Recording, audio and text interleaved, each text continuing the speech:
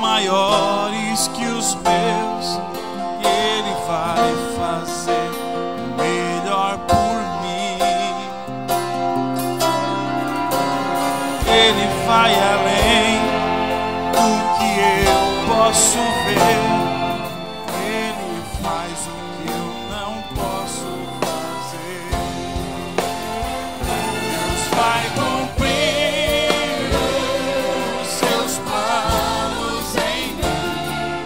Ele vai fazer o que lhe apraz. Sou pequeno e falho, mas Ele é Deus. Ele só faz o melhor pelos seus. Deus vai cumprir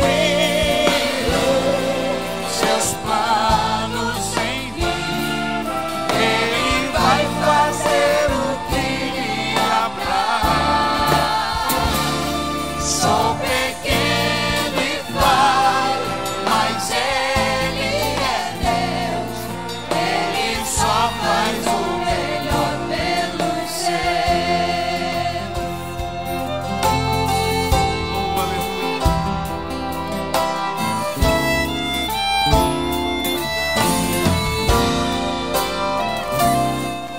Os sonhos de Deus são maiores que os meus e que os seus.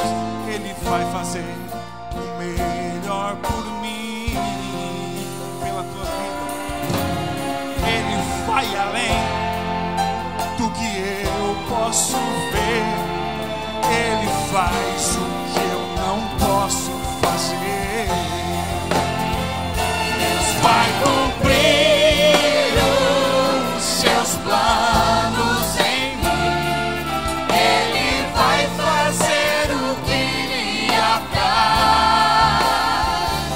Sou pequeno e falho, mas Ele é Deus. Ele só faz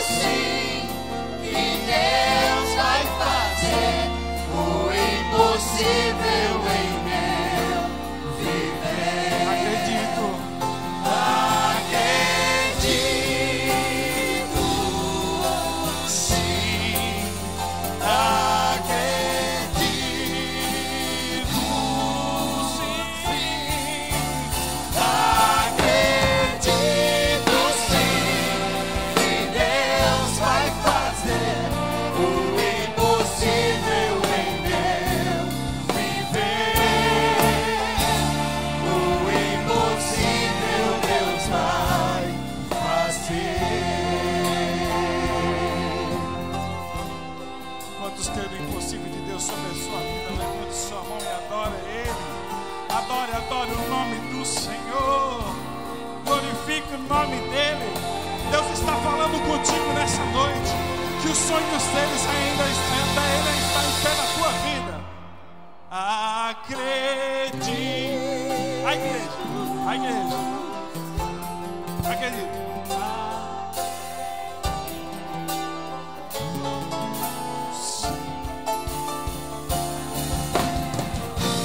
Em nome de Jesus, acredita mesmo, irmão. O impossível viveu. Mais uma vez, acredite. Sim, acredito. Acredito. Acredito sim que Deus vai fazer o impossível em meu viver. O impossível Deus vai fazer. Aplaude teu Deus nessa hora, diga: eu creio, eu acredito no impossível, Senhor.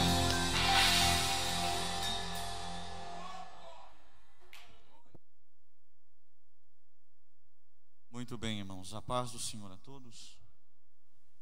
Quantos estão felizes por estarem na casa do Senhor?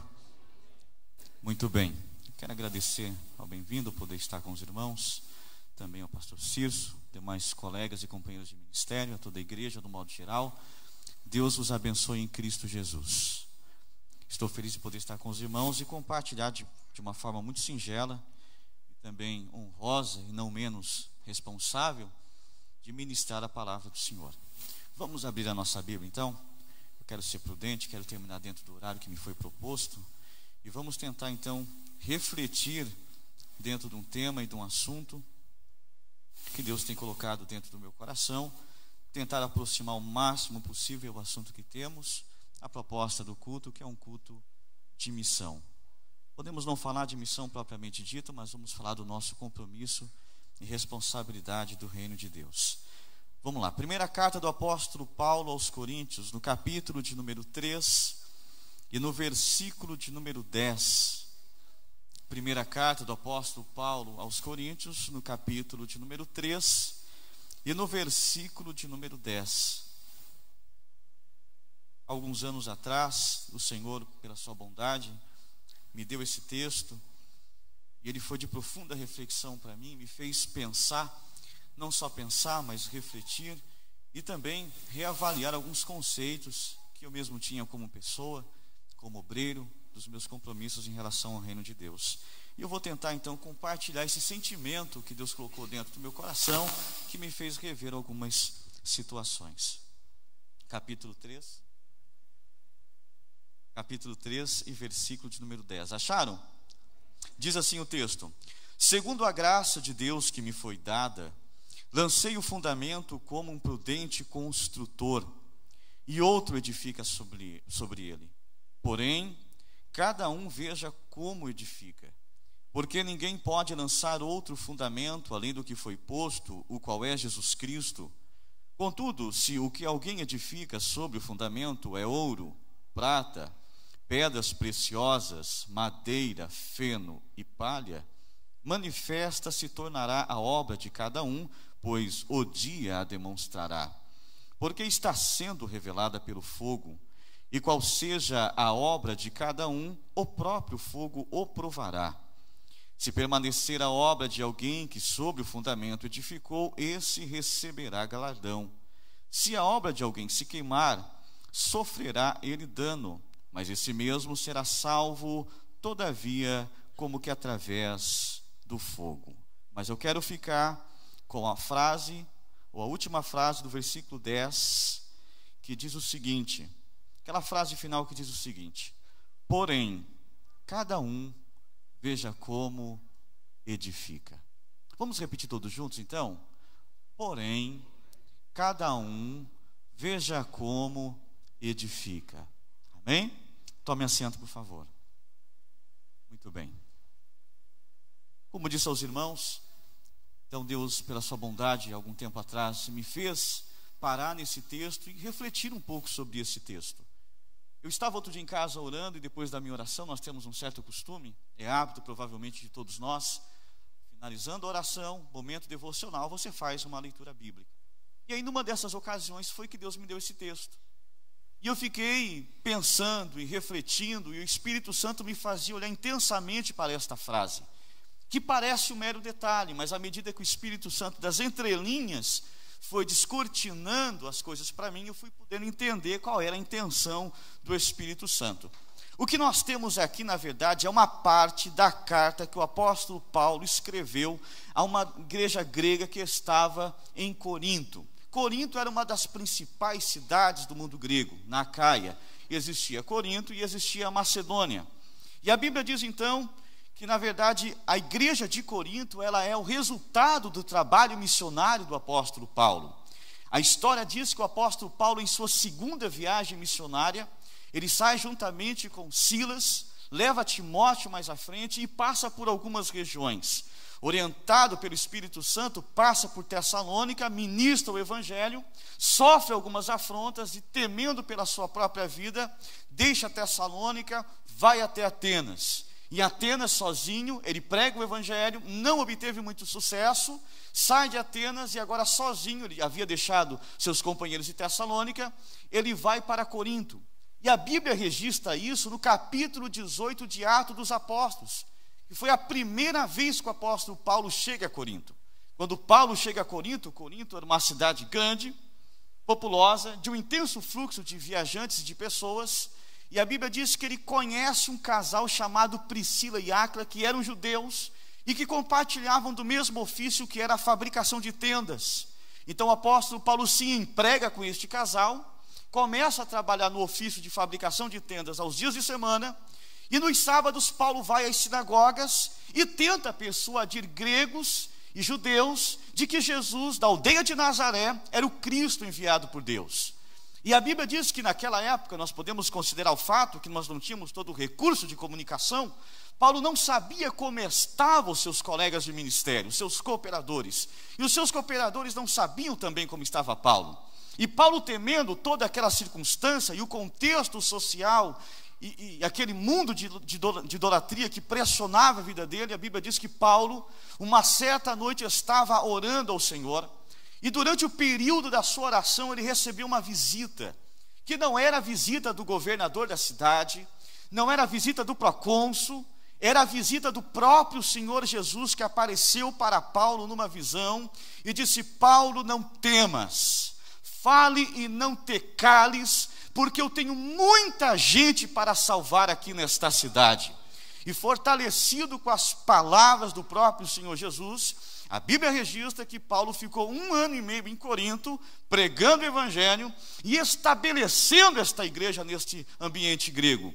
Agora, anos depois, Paulo não está em Corinto, e Paulo, devido a algumas circunstâncias e necessidades, ele, motivado, escreve uma carta, que é a primeira carta do apóstolo Paulo aos Coríntios.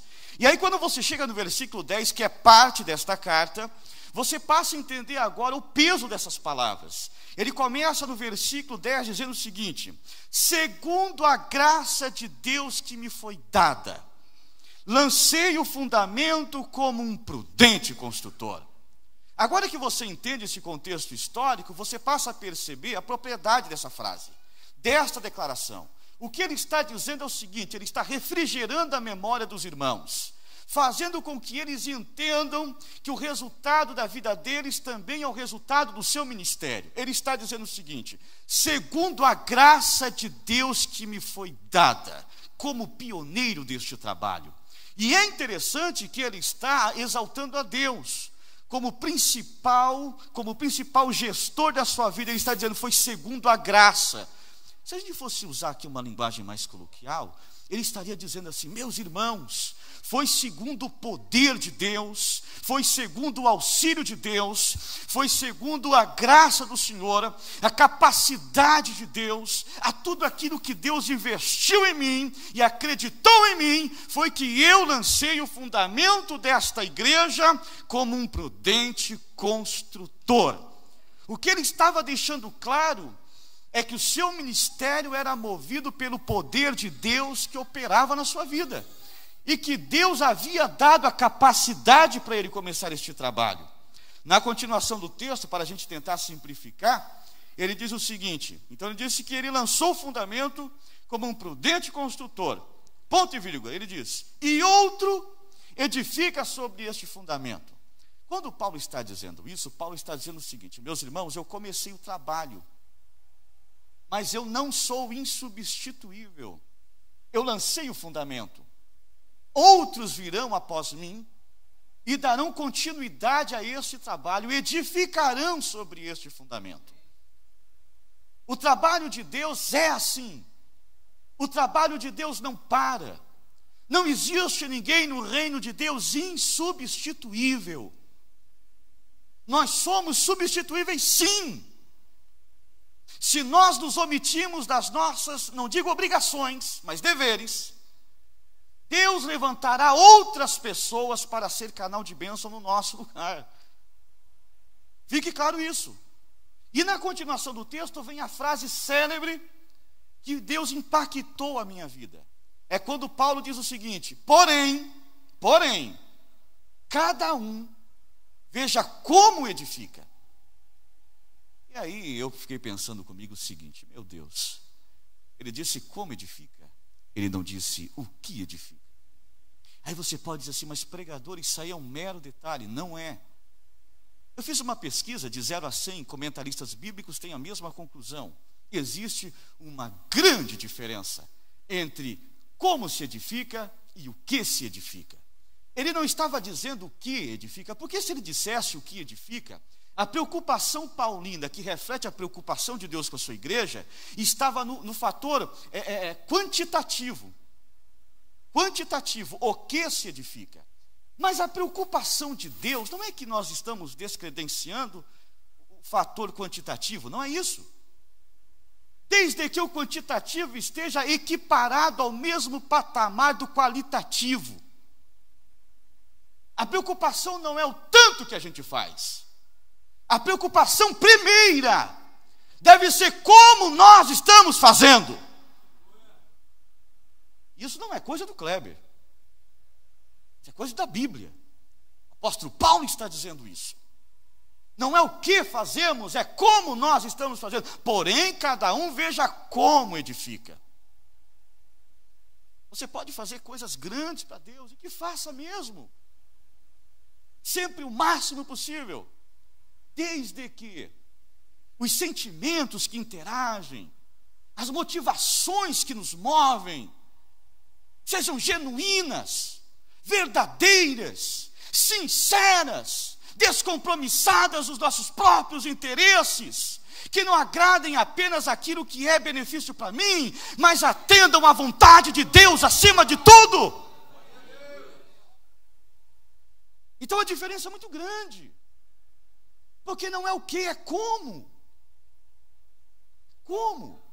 Eu poderia até exemplificar de forma muito simples. Fazem 16 anos que eu estou pregando. Fazem 17 que conhecia Jesus. Eu fico pensando que muitas pessoas começaram a pregar como eu também comecei. Se eu começar a pregar porque depois do culto eu vou ganhar uma oferta, eu estou preocupado com o que, não é com como. Se eu ficar preocupado porque vão me convidar para um congresso, meu nome vai ser colocado no Facebook, na rede social, e isso me traz benefício porque isso massageia o nosso ego, eu estou preocupado com o que e não com o como. Se eu faço um empenho, se eu tenho dedicação para gravar um CD porque quero cantar, para exibir simplesmente os meus talentos, estou preocupado com o que e não com o como. Se começar a fazer a obra de Deus porque eu tenho que agradar A, B e C, esquecendo de que eu tenho que agradar a Deus em primeiro lugar, estou preocupado com o que e não com o como. E aí eu fico pensando nas nossas reais motivações. Se motivação é uma junção da palavra motivo e ação, o que me motiva a ser o que sou? O que me motiva a ser o que sou, pregar o que prego, desempenhar o meu ministério, as minhas funções eclesiásticas? O que está por trás de tudo isso?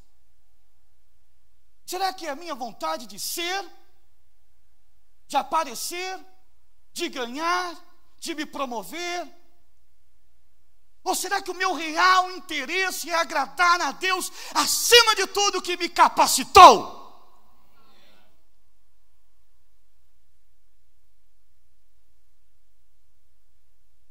Quais são as nossas ambições? Quais são os nossos interesses? Veja, cada um como edifica. A ideia da qualidade, ela está fundamentada no contexto. Até por isso que eu li os versículos na sequência. Da continuação do texto, ele diz o seguinte: olha, nós não podemos lançar um outro fundamento além do que já foi posto. O fundamento da igreja é um, singular, Cristo. Esta igreja está de pé por causa de Cristo. Jesus é insubstituível. Ele é o Senhor da igreja. Quando João teve a visão do Apocalipse, João viu o quê? João viu o filho do homem andando no meio dos 7 candeeiros de ouro. João não entendeu. João viu que ele tinha 7 estrelas na sua mão. E depois ele chama João e diz: João, você entendeu o que você viu? Obviamente não. Os candeeiros são as igrejas. As estrelas são os 7 pastores da igreja. A igreja é dele. Ele tem compromisso com a sua igreja. E o pastor não está aqui porque caiu de paraquedas, porque ele é a estrela que está na mão de Jesus.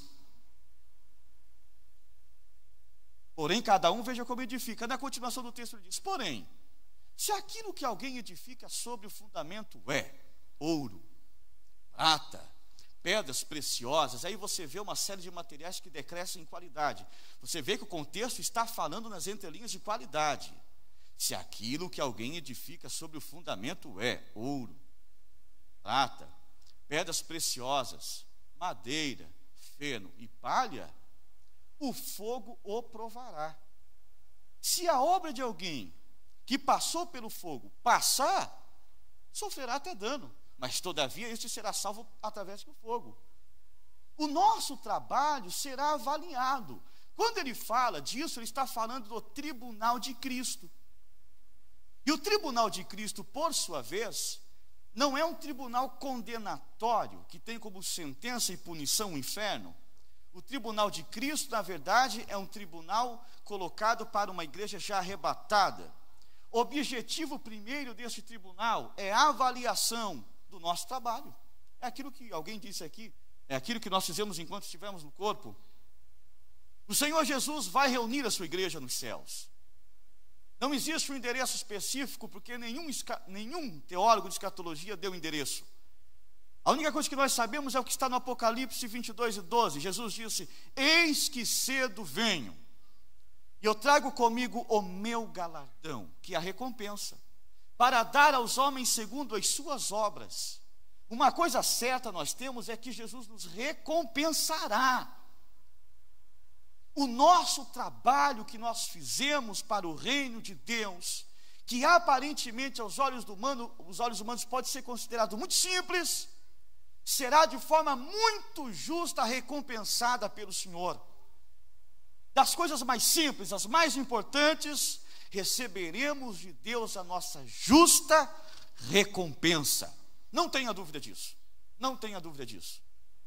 E o tribunal de Cristo, como eu disse de antemão, é um tribunal para a igreja já arrebatada.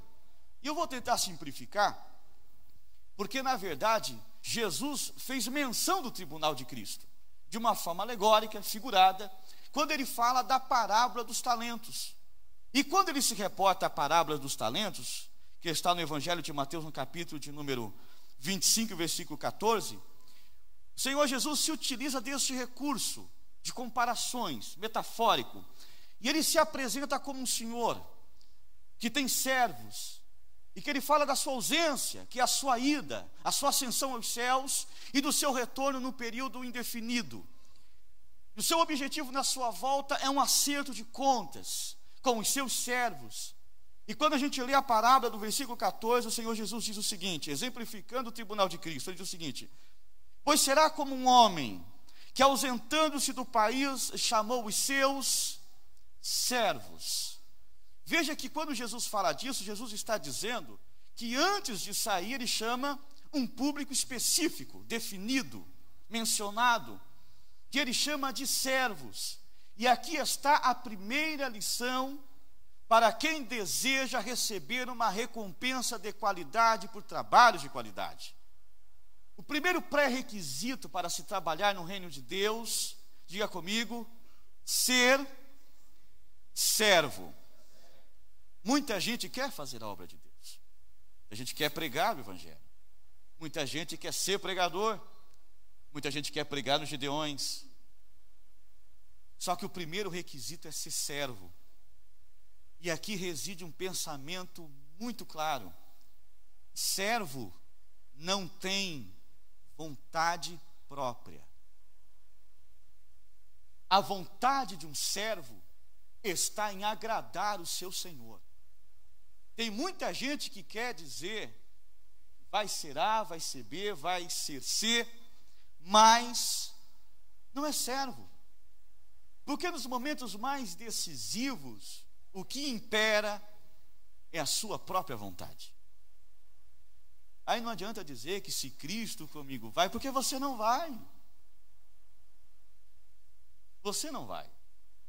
Quando o apóstolo Paulo escreve aos Efésios, Paulo diz o seguinte: irmãos, vede prudentemente como andais, não como nécios, e sim como sábios, remindo todo o tempo, porque os dias são maus. E diz o seguinte: olha, não sejais insensatos, mas procurai compreender qual é a vontade do Senhor. Entender a vontade de Deus é dever nosso. Porque eu confesso pessoalmente que eu não seria satisfeito. Isso é uma coisa minha, pode não ser sua, mas eu não seria satisfeito se eu tivesse a plena consciência de que aquilo que eu quero para mim não é o que Deus quer para mim. A Bíblia diz que os passos de um homem bom são confirmados pelo... Coisa boa é a gente estar no centro da vontade de Deus. Então o primeiro pré-requisito para fazer a obra de Deus é fazer o papel de servo. Aquele que quiser ser o maior, seja o menor. Jesus disse isso. Eu vou simplificar a mensagem, porque eu vou terminar dentro do tempo. Segundo pré-requisito, a Bíblia diz que ele chamou os seus servos, e a Bíblia diz que ele confiou-lhe os seus bens. Algumas traduções dizem que ele entregou os seus bens, que são os talentos. Agora você vai concordar uma coisa comigo aqui. Independente de entregou os bens ou confiou os bens, ele não deu. Porque se ele tivesse dado, ele estaria transferindo um direito de propriedade e posse, usufruto deste bem ou produto. Então ele não deu. Ele apenas chamou os seus servos e confiou-lhe os seus bens. Se ele tivesse dado, ele não pode cobrar o usufruto. Então ele emprestou, ele confiou. E quando a gente fala desses bens, eles podem ser divididos em duas situações: do mundo físico ao mundo espiritual. Resumindo, olha aqui para mim. Tudo o que temos em nossa posse, quer seja material, quer seja espiritual, não é nosso. Tudo que está sob nosso governo é mordomia nossa. Mordomia não é ficar de boa, viu? Não confunda as coisas. Mordomia é gestão. Mordomia é administração de tudo aquilo que nos foi emprestado. É bem diferente. Bem diferente. Não é nosso. No âmbito físico ou material, sua casa, seu carro, seu salário, seu dinheiro, seu aposento, o que você tem depositado no seu fundo de garantia, seus bens adquiridos, suas posses registradas com escrituras no cartório, não são seus. Sua casa na praia, sua casa no campo, seu sítio, seu gado, a sua plantação, não é seu. Sua esposa, seus filhos, seus negócios, tudo é de Deus. Tudo é de Deus. Um dia o Nabucodonosor, já havia sido previamente avisado por Deus, ele chegou um dia de manhã e olhou para a Babilônia e disse: esta é a minha Babilônia. E quando ele disse isso, Deus o puniu de forma severa e imediata. Transformou o seu coração de monarca num coração de um bicho. Um homem que sentia vontade de comer as iguarias, sentia vontade de comer pasto, suas unhas ficaram fendidas, foi destronado da sua posição de monarca. E a Bíblia diz que Nabucodonosor ficou assim 7 tempos. E você vai dizer assim, mas Kleber, mas o que é 7 tempos? Eu não sei mensurar com exatidão o que se refere 7 tempos. Mas uma coisa eu sei: 7 tempos foi tempo suficiente para Nabucodonosor entender que Deus, o Senhor de Daniel, de Mesaque, Sadraque e Abdenego, era o Senhor de tudo e de todos. A Bíblia diz que do Senhor é a terra e toda a sua plenitude. Jó não caiu nisso. Quando foi desprovido dos seus bens, ele disse: Deus me deu, mas Deus me levou. Bendito seja o nome do Senhor. Então não fica te confiando muito nas tuas posses, não, mas glorifique a Deus com aquilo que está sobre o teu governo, que Deus vai te abençoar. No âmbito espiritual, nossos talentos, aptidões, recursos espirituais, desenvoltura, tudo isso que foi despertado, porque eu fico pensando quantos de nós que não sabíamos nem falar, nem conversar, envergonhados, tímidos, simples, pessoas que Deus foi lá, recolheu do mundo, fez uma obra linda e maravilhosa, fez uma sociedade, abre parênteses, né? Fazer sociedade com quem não tem que oferecer, só Deus faz isso, não é verdade? Porque racionalmente eu não faria isso. Mas Deus foi lá, pegou eu e você que não tínhamos nada para oferecer, falidos, entregues ao pecado, fadados à condenação. Jesus olhou para mim e disse: eu vou investir em você. É como o cântico do capítulo 6, lá de Isaías, do Senhor que foi lá, pegou uma vinha, plantou, limpou, organizou, preparou, tirou a pedra, preparou, plantou e esperava que desse frutos. É o que Deus espera de nós, certo? E aí eu fico pensando que tudo que nos foi dado à disposição não é nosso. E eu vou simplificar a mensagem agora. E quantas pessoas que estão sendo omissas aos seus deveres, obrigações e compromissos ao reino de Deus? Nunca se esqueça, o que foi colocado em sua vida não é seu. Viu? Eu me lembrei agora daquele texto do moço que estava trabalhando com o machado. E à medida que ele trabalhava com o machado se deslocou e caiu na água. E ele, preocupado, foi procurar o profeta. Ele sai correndo, vai até o profeta. Eu imagino que ele chega no profeta e bate na porta. Provavelmente Eliseu olha assim e diz: meu Deus, alguém morreu, me chamaram para poder ressuscitar alguém. E que chama Geazi, manda Geazi abrir a porta. E quando entra aquele homem, o profeta pergunta: quem morreu? Podia ter perguntado, né? Quem morreu? Tamanho desespero. E o homem disse: não, profeta, não morreu ninguém não. Mas o problema é que eu estava trabalhando com o machado, e o machado se deslocou e caiu na água. E agora? O profeta poderia ter dito: mas rapaz, desespero desse, né? Por causa do machado. Machado você confecciona, outro, compra outro. Mas aí vem a resposta. E o motivo principal da sua preocupação: não, o problema não é esse. O problema é que o machado não é meu. O machado é o quê? O machado é o quê? O machado é emprestado. Mais ou menos assim para a gente arrematar a mensagem. O que eu vou dizer para o dono do machado? No dia que eu chegar lá, porque eu não fui responsável com algo que não era meu, como é que eu vou olhar nos olhos dele? Quais serão as minhas justificativas plausíveis? Quais serão os meus argumentos muito bem elaborados? Será que eu vou conseguir olhar para ele e dizer assim: eu fui displicente, negligente, apesar de toda a confiança que tu depositastes em mim? todo o crédito que me foi dado a partir do Senhor, do seu Espírito Santo. Eu vou até me salvar, mas estou muito envergonhado, porque tu me deste todas as capacidades plenas, saúde física, mental, condições financeiras de fazer, e eu, por negligência, exclusivamente negligência, fui omisso. Agasto que chacai de condecíria. Mai de condecíria, nebrofai de condecíria.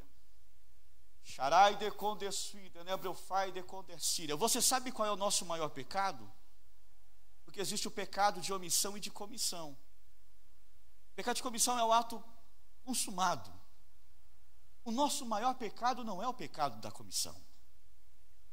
O pecado que mais incomoda é o pecado da omissão. É quando eu sei que eu tenho que fazer e eu não faço. É quando eu sei que é meu dever fazer e não faço.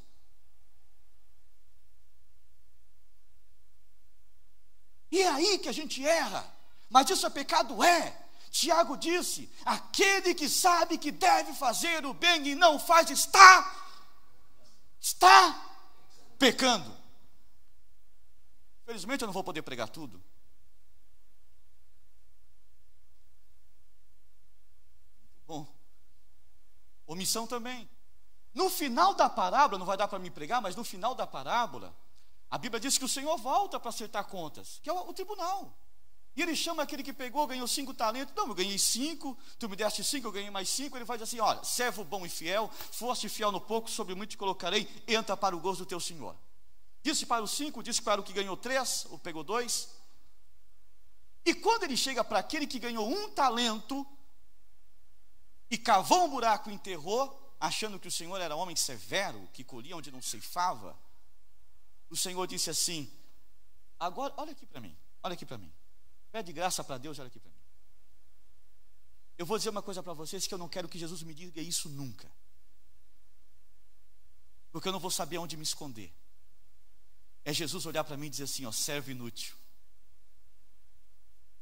Não, isso aqui é sério, gente. Eu não quero ouvir isso aquele dia. Eu não quero. Jesus chegar e olhar para mim e dizer assim: ó, servo inútil. Porque a pior coisa que tem é não ter utilidade para nada.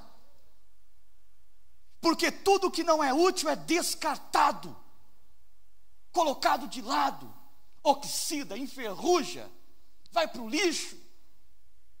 E quanta gente hoje que está até aposentada por invalidez, com desejo de poder andar e não anda, com desejo de ver e não vê, com desejo de abraçar e não pode. E nós, omissos. Provavelmente a minha mensagem hoje não é para a gente pular e dar glória a Deus. Não estou preocupado com isso. Esta mensagem é para cutucar você. É para rever conceitos. É para valorizar aquilo que deve genuinamente ser valorizado. Porque você potencialmente é um instrumento nas mãos de Deus. Deus acreditou em você. Deus acredita em você. Deus quer usar você. Deus quer fazer de você um canal de bênção, um luzeiro nesse mundo de trevas. Mas você está se escondendo de Deus. E Deus está te procurando. Fique de pé comigo em nome de Jesus.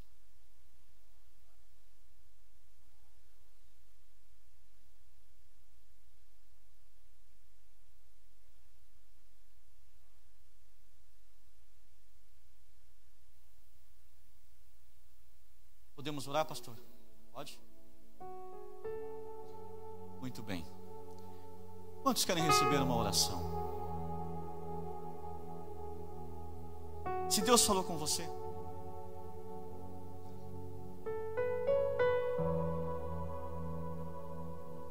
vem até aqui na frente. Urabacachundria. Eu sinto a glória do Senhor aqui, viu, irmão? Vem cá.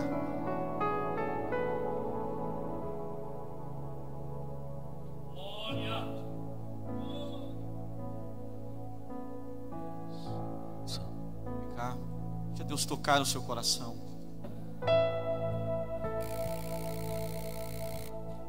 Sabe aquele hino que diz que podemos fazer muito mais do que temos feito?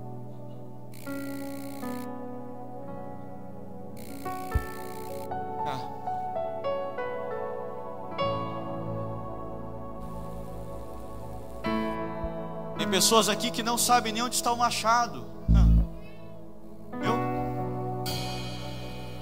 Vem aqui reaver o machado.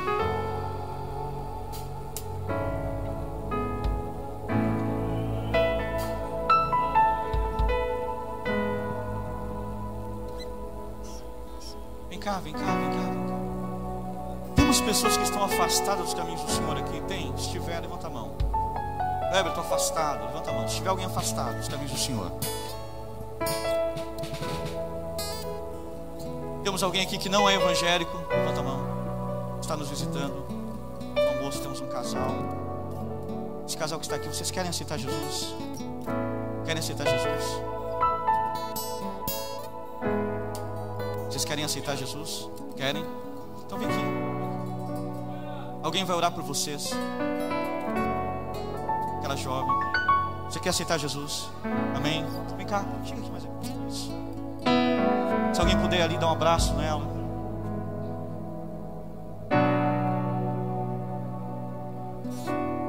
Temos mais alguém?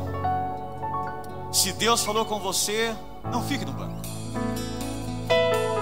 Venha experimentar algo de Deus aqui neste lugar. Algo maravilhoso. Salmo 34:8 diz: ó, provai e vede que o Senhor é bom. Venha provar do Senhor esta noite.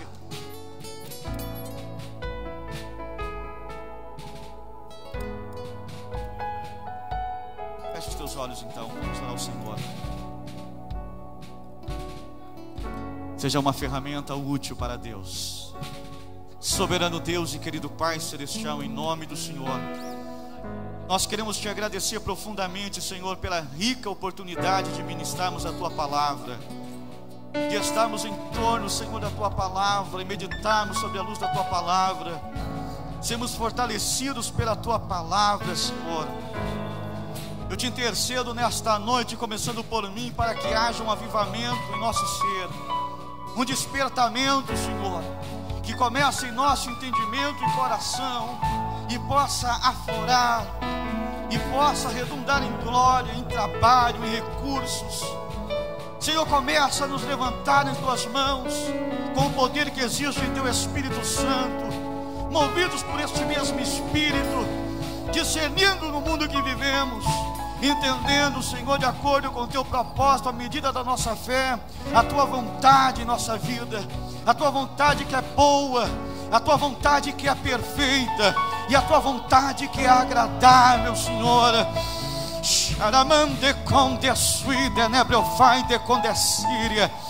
É o que nós te pedimos em nome do Pai, em nome do Filho e do Teu Espírito Santo. Amém e amém.